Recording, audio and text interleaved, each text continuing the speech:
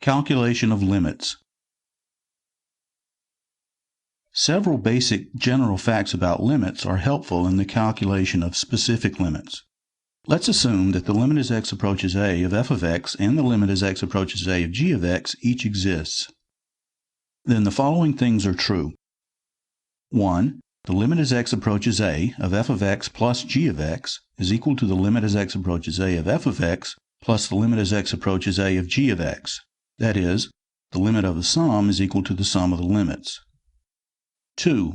The limit as x approaches a of a constant c times f of x is equal to the constant c times the limit as x approaches a of f of x.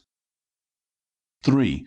The limit as x approaches a of a product f of x times g of x is equal to the product of the limits, the limit as x approaches a of f of x times the limit as x approaches a of g of x. 4. If the limit as x approaches a of g of x is not equal to 0, then the limit as x approaches a of the quotient f of x divided by g of x is equal to the quotient of the limits, the limit as x approaches a of f of x divided by the limit as x approaches a of g of x. 5. If the limit as x approaches a of f of x is not 0, while the limit as x approaches a of g of x is equal to 0, then the limit as x approaches a of f of x divided by g of x does not exist. This is because, while the numerator is approaching some number other than 0, the denominator is getting smaller and smaller, and so the quotient is simply getting larger and larger. 6. If the limit as x approaches a of f of x and the limit as x approaches a of g of x are both 0, then the limit as x approaches a of f of x divided by g of x may or may not exist. We'll soon see that this situation is where most of the interesting limit problems are. While these are stated in terms of the limit as x approaches a, they are also true for one-sided limits as x approaches a. That is, the limit as x approaches a from the left and the limit as x approaches a from the right. We have the following limits regarding two specific very simple functions. The limit as x approaches a of a constant function c is equal to c, and the limit as x approaches a of x is equal to a. Now let's look at an example involving a typical polynomial. The limit as x approaches 2 of 2x cubed plus 3x plus 5. We begin by using the fact that the limit of the sum is equal to the sum of the limits in order to calculate this limit term by term. Next, we use the second property on the previous page, which said that the limit of a constant times a function is equal to the constant times the limit of the function. This allows us to bring the coefficients of the polynomial outside the limit in the first two terms. Next, we use the fact that the limit of a product is equal to the product of the limits to write the limit as x approaches 2 of x cubed as the cube of the limit as x approaches 2 of x. So now we have our limit expressed in terms of limits of very simple functions, which we evaluate as follows. And after a bit of arithmetic, we arrive at 27. Now notice that the result is simply the value of the polynomial at x equals 2. In fact, this always happens with polynomials. That is, if p of x is a polynomial and a is any real number, then the limit as x approaches a of p of x is equal to p of a. That is, the limit as x approaches a is equal to the value at a. We refer to this as the continuity property of polynomials. We call this the continuity property because it actually does imply that the point a comma p of a, as well as the behavior of the graph near that point, are just as they should be in order for the graph to be continuous there. We'll have a lot more to say about continuity in general in a later lecture. Here's an example involving a rational function whose denominator does not approach 0. Let's look at the limit as x approaches 3 of 2x squared minus x plus 2 divided by x squared plus 1. Notice first that, as x approaches 3, the denominator will approach 9 plus 1, or 10, which is not 0. Therefore, we can attack this problem by taking the limit of the numerator and dividing by the limit of the denominator. Since those are polynomials, that's an easy thing to do. We simply have the value of the numerator at 3 divided by the value of the denominator at 3, and so the limit here ends up being 17 divided by 10. Again, notice the result is simply the value of the function at x equals 3. In fact, this always happens with rational functions provided that the denominator isn't 0. If p of x and q of x are polynomials, and q of a is not equal to 0, then the limit as x approaches a of p of x divided by q of x is equal to p of a divided by q of a, which is simply the value of the rational function at x equals a. This is similar to the continuity property that we just saw for polynomials. In fact, it's the same thing, so we have here the continuity property for rational functions as well. Limit equals value wherever the function is defined. Here's an example involving a rational function whose denominator approaches 0 while its numerator does not. Let's look at the limit as x approaches 1 of 2x squared minus x plus 2 divided by x cubed minus 1. Let's think about what's happening when x is close to 1. When x is close to 1, the numerator is approximately 2 times 1 minus 1 plus 2, or 3. And when x is close to 1, the denominator is close to 0. So when x is close to 1, we're dividing something close to 3 by a very small number, which will produce a very large value. And the closer x is to 1, the larger those values will be. Therefore, the limit as x approaches 1 of this rational function does not exist. And this is all because the limit of the denominator is 0, while the limit of the numerator is not 0. Can we say something about one-sided limits here? Let's look at the limit as x approaches 1 from the left. If x is close to 1 and less than 1, then the numerator will be approximately equal to 3, and the denominator will be approximately equal to 0 and negative, because x cubed will be less than 1. Therefore, the function has negative values just to the left of 1. So we can conclude that the limit as x approaches 1 from the left is equal to minus infinity. Now let's think about the limit as x approaches 1 from the right. If x is close to 1 and greater than 1, then again the numerator is approximately equal to 3, and the denominator is approximately equal to 0, but now the denominator is positive. So the value of the quotient will be large and positive when x is just to the right of 1. And so we conclude that this right-sided limit is equal to plus infinity. In fact, the graph of the function looks like this. Notice that there's a vertical asymptote at x equals 1, and as x approaches 1 from the left, the values of the function are negative and getting larger and larger, and as x approaches 1 from the right, the values are positive and getting larger and larger. Let's recall the last of the 6 facts with which we began.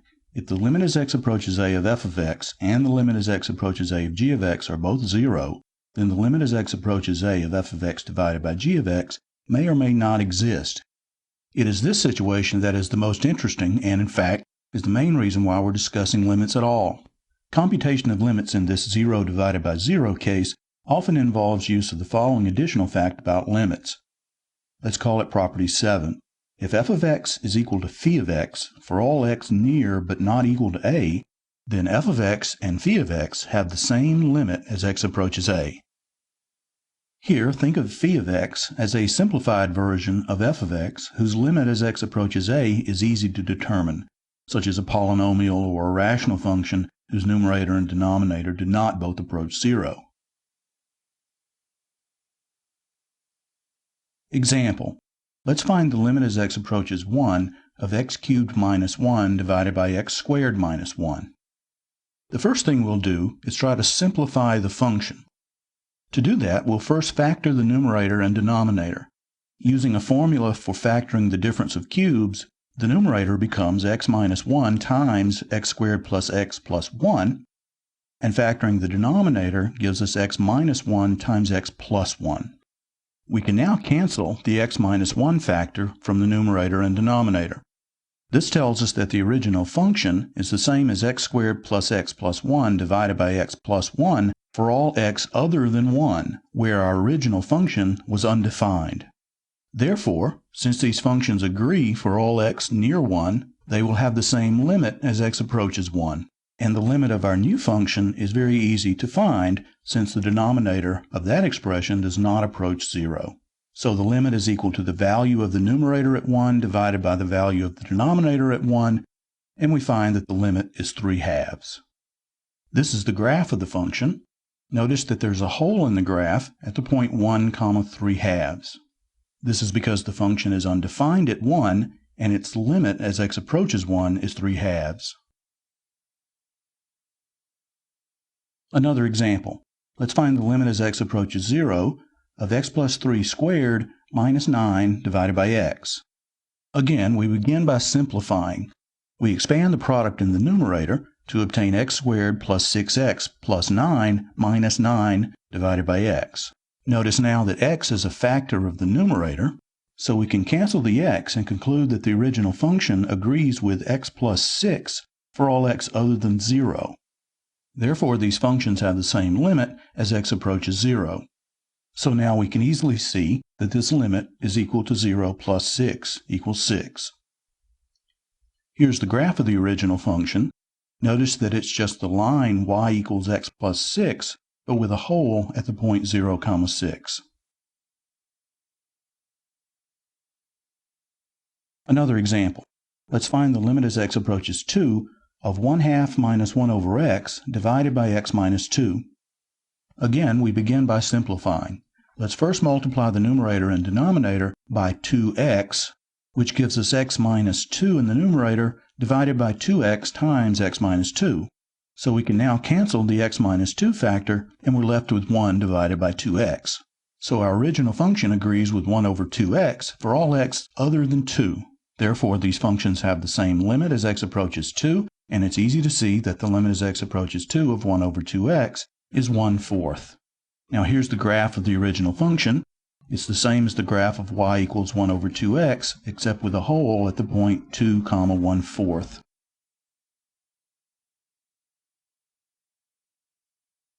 Another example. Let's find the limit as x approaches 2 of x squared minus x minus 2 divided by x squared minus 4x plus 4. Now before we begin, let's look at the numerator and denominator separately. Note that the value of the numerator at x equals 2 is 4 minus 2 minus 2, or 0, and the value of the denominator at 2 is 4 minus 8 plus 4, which is also 0. So this is yet another example where the numerator and denominator both approach 0. So let's simplify this function by factoring the numerator and denominator. We obtain x minus 2 times x plus 1 divided by x minus 2 squared. So now we can cancel an x minus 2 factor, which leaves us with x plus 1 over x minus 2 for all x other than 2.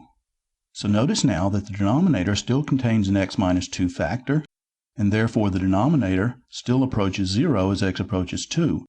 But the numerator no longer approaches 0, it approaches 3. Therefore, this limit does not exist.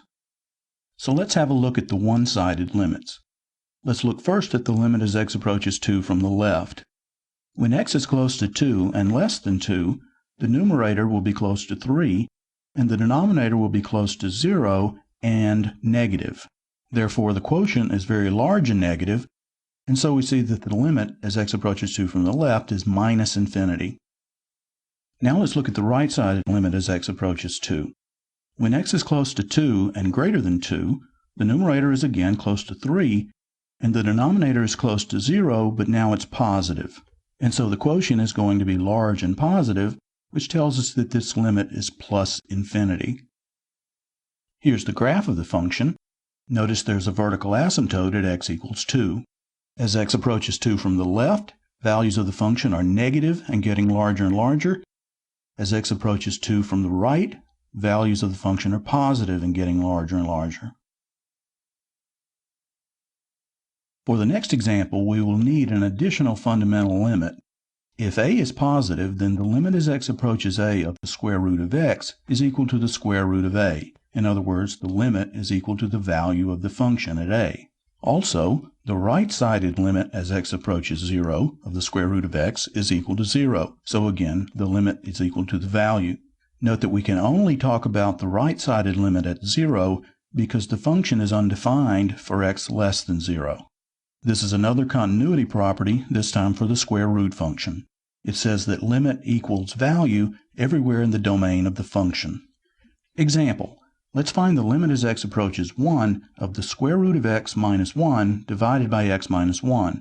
Observing first that as x approaches 1, the numerator and denominator both approach 0. The algebra that we need to do here involves rationalizing the numerator. We'll multiply the numerator and denominator by the square root of x plus 1. That gives us x minus 1 in the numerator, and the denominator is x minus 1 times the square root of x plus 1. We can now cancel the x minus 1's, and we're left with 1 over the square root of x plus 1 for all x not equal to 1. Therefore, these functions have the same limit as x approaches 1, and it's easy to see that this limit is 1 over the square root of 1 plus 1, or 1/2. Non-existent one-sided limits. We have seen that limits fail to exist when the corresponding one-sided limits don't coincide, but in all the examples we've seen so far, non-existent one-sided limits have been assigned one of the symbols plus or minus infinity, which coincides with the graph of the function having a vertical asymptote. So is there ever a situation when that is not possible? The answer is yes, but it can happen with a rational function. A simple example is provided by the function f of x equals sine of 1 over x. Here's what the graph of f looks like. Notice the strange behavior near x equals 0. If we zoom in and look at the graph on a smaller interval, we see something similar. In fact, no matter how small the interval is on which we look at the graph is going to look essentially like this. As x approaches 0 from either the left or the right, f of x oscillates between minus 1 and 1 infinitely often, thus neither one-sided limit at 0 can exist. Moreover, since the function values are bounded between minus 1 and 1, it makes no sense to say that either of the one-sided limits is plus or minus infinity.